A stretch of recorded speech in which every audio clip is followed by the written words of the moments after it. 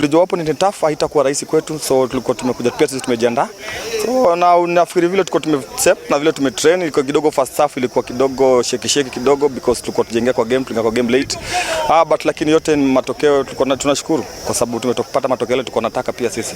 So ni matokeo yanatupusha hapo mbele. So tuko sawa tunafikiri. I'm only realizing that at least morale kwa timu haiko vile ambavyo huwa, na nafikiri maybe ile mechi ambayo tumecheza mwisho imekuwa ya KCB na wachezaji wengi wamekuwa na motisha ya kuweza kuwakilisha Mazadbet, na nafikiria saizi wako chini kidogo, but we are getting watakuwa encouraged in the next match and then we'll have to perform better than we've done today.